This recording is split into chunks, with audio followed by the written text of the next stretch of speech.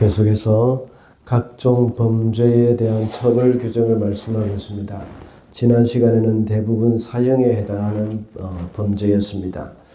먼저 자식을 우상에게 바치는 죄, 또 신접한 자와 박수무당, 그리고 부모를 저주한 자들은 죽이라고 말씀을 하고 있습니다. 또한 남의 아내와 간음을 한 경우, 계모나 자부와 동침한 경우, 그리고 동성연애자와 또 아내와 장모를 동시에 취한 경우와 동물과 교접한 경우 다 사형에 해당이 하는 것입니다.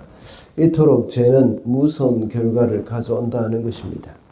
그러므로 우리는 죄는 죽음을 가져온다는 것을 명심을 해야 하고 동정심으로 죄를 용납해서는 안 된다고 했습니다.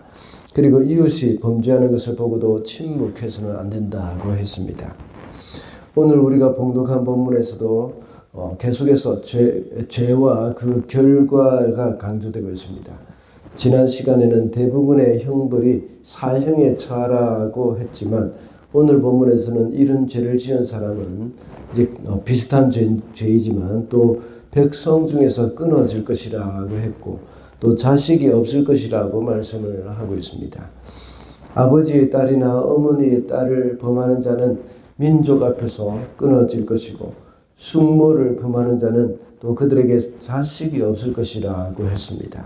그리고 그들의 풍속을 따르지 말 것을 경고했죠. 앞서 말한 모든 가정한 것들은 바로 가나안 땅의 거민들이 일삼던 일이었습니다. 그러나 23절에서는 하나님의 백성들은 그들을 따르지 말아야 하며 거룩하게 살아야 한다는 것을 말씀하고 있습니다. 오늘도 우리가 살고 있는 이 세상은 가나안과 같은 곳이죠. 성경에서는 가나안을 하나님이 주신 약속의 땅을 상징하는 것이긴 하지만 오늘 본문에 나타나는 이 타락한 이 세상을 가리키고 있는 곳이 또 가나안이라는 것을 우리가 알 수가 있습니다. 우리도 자칫 잘못하면 타락한 이 세상의 풍속을 자꾸만 따라갈 수가 있다는 것을 기억을 해야 합니다. 그래서 오늘은 세상의 풍속을 따르지 말라는 제목으로 말씀을 살펴보겠습니다. 먼저 성적인 문란함을 따르지 말아야 합니다. 17절 말씀입니다. 남자가 아버지의 딸이든 제 어머니의 딸이든 누이를 데려다가 그 여자의 벗은 몸을 보고 그 여자 또한 오라비의 벗은 몸을 보면 그들은 이것은 부끄러운 짓이다. 둘 다 백성에게 끊어지게 하여야 한다. 그는 누이의 몸을 벗겼으니 자기 죄를 자기가 짊어져야 한다. 오늘 본문 17절부터 21절까지는 근친상간에 대한 징계를 말씀을 하고 있습니다. 하나님은 레위기를 통해서 이런 가증한 일을 금지할 것을 거듭해서 말씀을 하고 있습니다. 지난 시간에도 이 말씀을 드린 바가 있지만 가나안 족속과 이스라엘, 이집트 사람들이 가지고 있는 그런 근친상간의 풍속 이런 것들이 참 많이 있었습니다. 이런 것들은 극도로 문란한 그런 일임을 말씀을 하고 있습니다. 물론 근친상간뿐만 아니라 결혼 외에 남녀 간의 성관계 그리고 동성 간의 관계 더 나아가서 이런 근친상간 이런 관계는 이 아주 문란한 일이기 때문이죠. 더 나아가서 도덕적으로도 완전히 타락했다는 것을 알 수가 있습니다. 이런 자들의 생각 속에는 성적인 쾌락만을 추구할 뿐만 아니라 윤리적인 개념조차도 완전히 무너져 버렸다는 것을 의미하는 것입니다. 오늘날에도 이런 일이 전혀 없지는 않습니다. 선교지에 가보면 이런 일들이 참 많이 있고 또 선교지에 있는 선교사 외에 다른 백인들이나 다른 나라에서 온 사람들도 역시 이런 행동을 하고 있는 것을 볼 수가 있습니다. 아마 우리가 잘 몰라서 그렇지 이런 뉴질랜드에서도 없다고 장담할 수는 없을 것입니다. 우리는 이런 일에 대해서 성경적인 개념을 갖고 있지 않다면 점점 더 따라갈 수도 있다는 것을 명심해야 합니다. 처음에는 어떻게 그런 일이 있을 수 있을까라고 말을 하다가 나중에는 그런 일도 있구나 라고 생각을 하기도 하죠. 나중에는 그럴 수도 있지 이런 생각을 하다가 결국은 자신도 그렇게 되고 마는 그런 경우도 있다는 것입니다. 그만큼 우리는 이 세상의 풍속을 따라가기가 쉬운 존재라는 것이죠. 특히 성적인 문제는 인간의 기본적인 욕망에 해당되는 것이기 때문에 참 말씀으로 무장하지 않으면 자연스럽게 따라가기가 참 쉬운 일입니다. 하나님은 이런 자들을 백성 중에서 끊겠다고 하셨고 또 자식이 없이 죽게 되는 저주를 하셨습니다.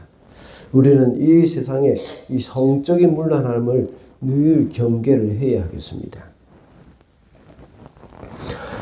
다음으로 음식에 있어서도 세상의 풍속을 따르지 말아야 합니다. 25절 말씀입니다.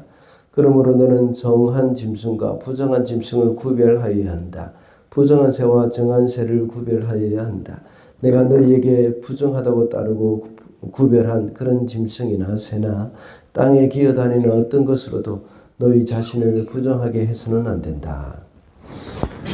레위기에서는 반복적인 말씀이 많이 나옵니다. 앞서 11장에 레위기 11장에서 하나님은 음식에 대해서도 음식으로 먹어도 되는 짐승과 먹어서는 안 되는 짐승을 구분해 주셨습니다.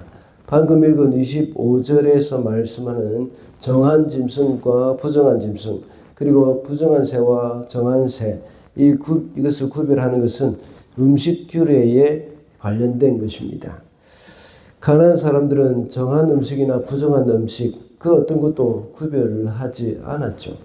그러나 하나님은 당신의 백성에게는 가난한 족속들과 구별되어서 부정한 것과 정한 것을 구분해서 먹지 말아야 할 것, 먹어도 되는 것 이런 것들을 정해 두셨습니다.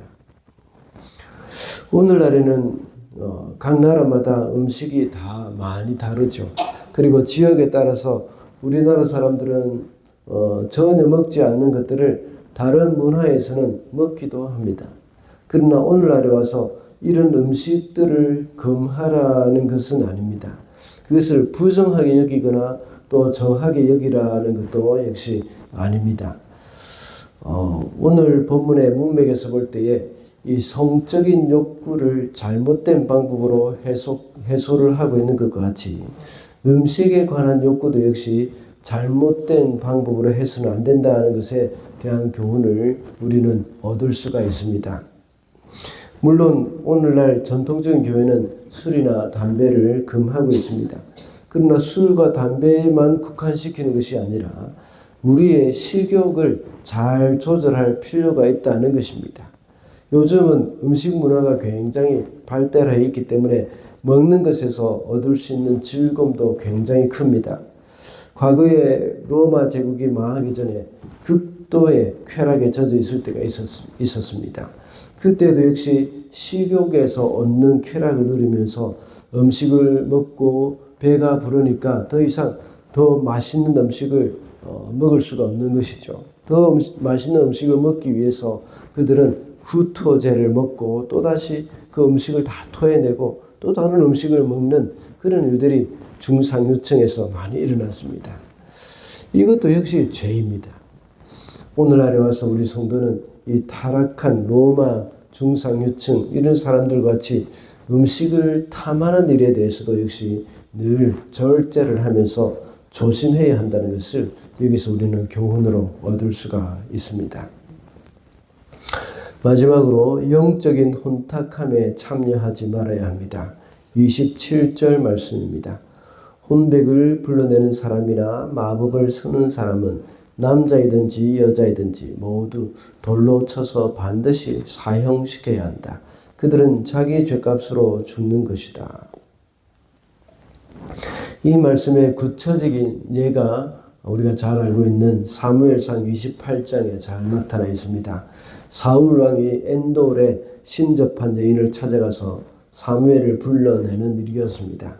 이 여인이 불러낸 영혼이 사무엘의 모습을 나타내긴 했지만 실제로는 사무엘의 영혼은 아닙니다. 악한 귀신들이 장난을 친 것이죠. 그 당시 가나안 땅에도 역시 이런 일들이 참 많이 일어났습니다. 그래서 사울 왕은 이런 사람들을 다 죽였던 것이죠. 그리고 나서 자기가 답답하니까 그래도 여전히 남아있는 사람을 찾아간 것입니다. 그들이 가나안에 정착하면서 가나안의 풍속을 따랐던 것입니다. 이와 같은 일은 하나님이 아주 싫어하시는 일입니다.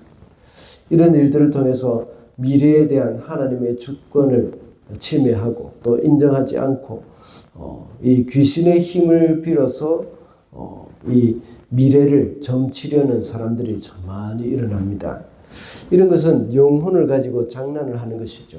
영혼으로 극도로 혼탁하게 만드는 일입니다.